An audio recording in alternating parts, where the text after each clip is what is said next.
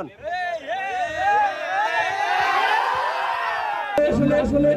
ভাবতে পারি নাই এই রাস্তা এখনো পাকা রাস্তা হয়নি, এবং আমার মা বোনরা কিভাবে যে অসুস্থ অবস্থায় চিকিৎসা করার জন্য তারা নরসিংদী যাবে বা ভালো জায়গায় যাবে, এটা আসলে অসম্ভব। কাজে এই রাস্তা আমাদের অবশ্যই করতে হবে।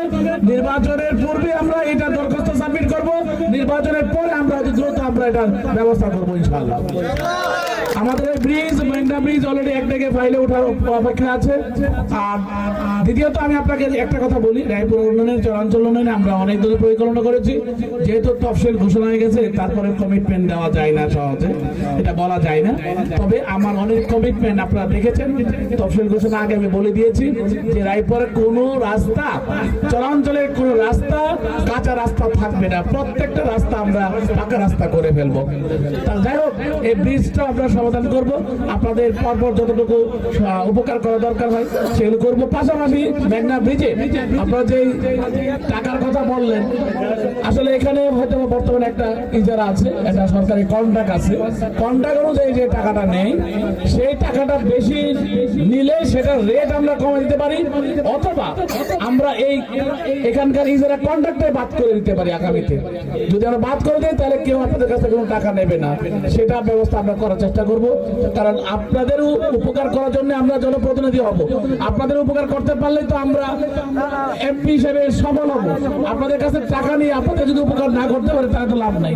এই জন্য আমি মনে করি আপনাদের উপকারার্থে, আপনাদের সার্ভিস দেওয়ার জন্য আমরা সবসময় প্রস্তুত আছি। আমরা অবশ্যই এই সবকিছু দাবি দেওয়া যাতে নির্বাচনের পরে আমরা সফল করতে পারি সেই জন্য কাজ করে যাবো। আমাদের এই যে উপজেলা নেতৃবৃন্দ আছেন, আমার জেলা বিএনপির সভাপতি, সহসভাপতি ফাইজুল চেয়ারম্যান আছেন, আমাদের সহসম্পাদক, আমাদের জেলা বিএনপির আব্দুল খোকন, আমাদের কৃষি বিভাগের সহসম্পাদক আমাদের হাবিব, মানিক, পৌরসভা সভাপতি এবং আমাদের দেশের মন্ত্রী এবং আমাদের পলাশ, আর সেই সাথে সহসম্পাদক আমাদের জামান ভাই, সহসাংগঠনিক আমাদের মোহন ভাই, অনেক নেতৃবৃন্দ এখানে আছে, সবার নাম বলতে পারছি না।